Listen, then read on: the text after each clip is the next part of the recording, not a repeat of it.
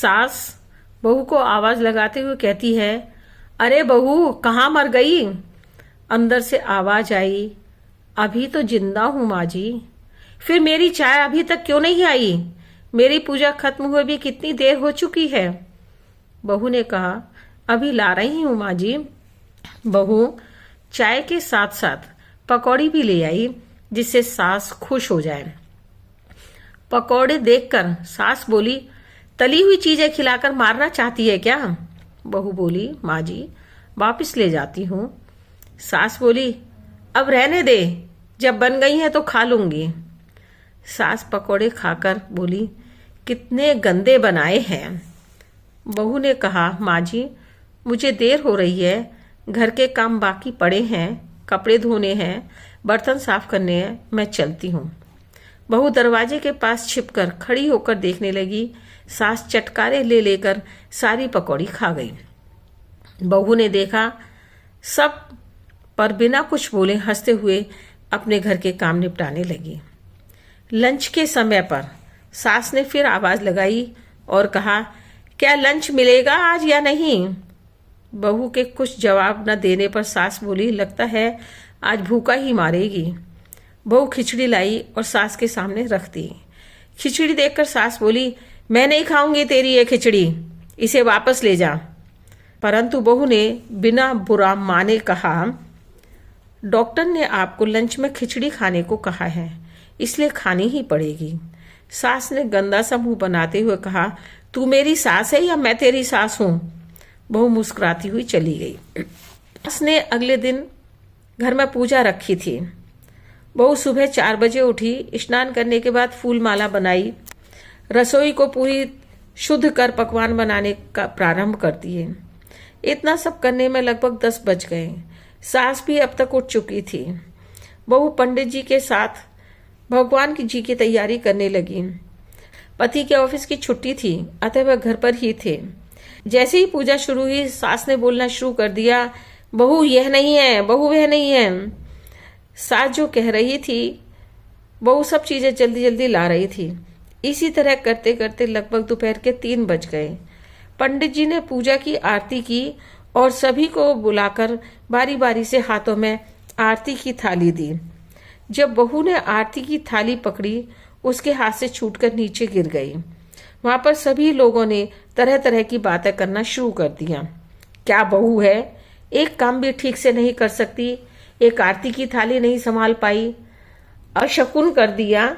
यह सब देखकर पति भी नाराज होने लगा, लेकिन सास चुप थी। बस ये बोली, अभी सीख रही है, धीरे धीरे सब करने लगेगी। खाना खिलाने का समय शुरू हुआ। बहू सभी को जल्दी जल्दी खाना खिलाने लगी। 80-90 लोगों का 2 नौकर और एक बहू मिलकर सारे काम कर रहे थे। जब बहू ने सास और अपने पड़ोस के लोगों को खाना परोसा, तो सास ने पहला गस्सा खाते ही बोला, तुमने सब्जी में नमक कम डाला है, एक काम भी ठीक से नहीं कर पाती हो, मेरे मरने के बाद घर कैसे संभालोगी? सास को देखकर अड़ोस पड़ोस के लोगों ने भी कहना शुरू कर दिया। खाना खाने के बाद नौकरों के साथ मिलकर बहू बर्तन साफ करने लगी, क्योंकि रात को जागरण भी होना था। जागरण में बहू जैसे ही गाना गाने को शुरू हुई, सास बोली, अरे तुझे गाना नहीं आता है, मेरी नाक कटवाएगी, तू गाना गाकर मेरा कहना मान और वापस आ जा। बहू हंसी और गाना गाने लगी। सभी ने बहू के गाने की बहुत तारीफ की, पर सास तो सास होती है, अतः मुंह बनाते हुए बोली, जब मैं जवान थी तब इससे भी अच्छा गाती थी। डिनर की तैयारी होने लगी। पति ने अपने कुछ फ्रेंड्स को भी इस कार्यक्रम में निमंत्रण दे रखा था। वह सभी ड्रिंक कर रहे थे। उसके पति ने चिल्लाते हुए कहा, थोड़ी बर्फ दे दो, पापड़ दे दो। बहू हड़बड़ी में थी, जिसके कारण पति के दोस्त के ऊपर शराब गिर गई और बोतल टूट गई। पति के गुस्से का पारा चढ़ गया और उसको 2 थप्पड़ मारते हुए कहने लगा, गंवार कहीं की, देखकर कोई काम नहीं कर सकती। सभी लोगों का ध्यान उसी तरफ चला गया। पत्नी रोते हुए अपने कमरे में चली गई। अब दोस्तों ने भी बोलना शुरू कर दिया। बोले, यार सारा मूड खराब कर दिया, यहाँ पर ना बुलाकर कहीं और पार्टी कर लेते। कैसी अनपढ़ और गंवार पत्नी है तेरी। मेहमानों की इज्जत और काम करना ही नहीं आता है। यह सब सुनकर पड़ोस की औरतों को भी बोलने का मौका मिल गया। बोली, देखो क्या कर दिया तुम्हारी बहू ने, कोई काम ठीक से क्यों नहीं कर सकती। मैं तो ये कहती हूँ अपने बेटे की दूसरी शादी कर लो। यह सुनकर सास गुस्से से लाल होती हुई उठी और बेटे के पास जाकर उसको जोर से एक थप्पड़ मारा और कहा, मेरी बहू को मारने की हिम्मत कैसे की, तेरी टांग तोड़ दूंगी। दोस्त कुछ बोलने ही वाले थे कि सास बोली, खबरदार, जो कोई भी बोला तो यहाँ पर पूजा चल रही है और तुम लोग बैठकर शराब पी रहे हो। क्या यही संस्कार दिए हैं तुम्हारे माँ बाप ने।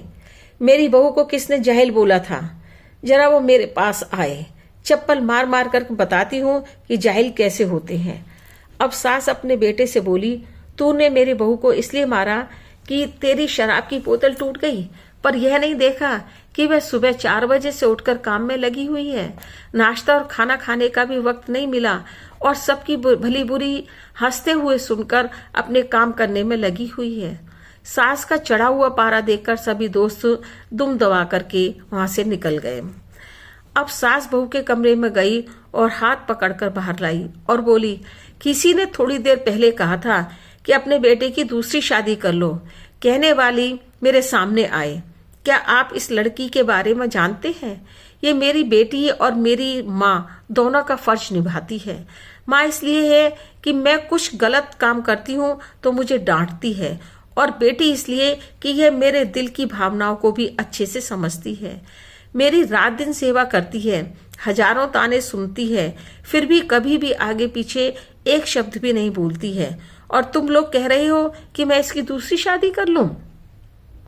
सास पड़ोस की एक महिला को गुस्से से बोली, दीपू की दादी, आपको याद होगा आपकी बहू आपको और दीनू के दादाजी को भूखा छोड़कर घूमने चली गई थी। मेरी बहू ने 7 दिन तक आपके घर खाने पीने का काम संभाला था और तुम उसे जाहिल बोल रही हो। जाहिल तो तुम सब हो जिन्हें हीरे और कोयले की पहचान नहीं है। बहू फिर रोते हुए अपने कमरे में चली गई। सास ने खाने की प्लेट लगाई और बहू के कमरे में आई। बहू देखकर बोली, माँ जी, आप ये क्या कर रही हैं? मुझे पाप चढ़ा रही हैं, मैं खुद ले लूंगी। सास ने प्यार से ताना मारते हुए कहा, डर मत, इसमें जहर नहीं मिलाया है। मुझे तो मेरी यही बहू चाहिए, पर पता नहीं तुझे नई सास चाहिए। यह सुनकर बहू ने सास को गले लगा लिया और दोनों रोने लगी। सास ने कहा, खाना खा ले और हाँ, पैर दबाना मत भूल जाना। जब मैं बहू थी तब सोचती थी कि किसी दिन सास का गला दबा दूं। यह सुनकर बहू और सास दोनों हंसने लगी। बहू अपने लिए सास के मन में प्यार देखकर बहुत खुश हुई। सास और बहू का रिश्ता कड़वा माना जाता है, पर ध्यान से देखने पर एहसास होता है कि वह कितना मीठा होता है। यह ठीक है, माँ पालती पोसती है, बड़ा करती है, काबिल बनाती है, पर एक सास तो अपने प्राणों से भी प्रिय बेटे को बहू को सौंप देती है। अपना भरा पूरा घर बहू के हवाले कर देती है।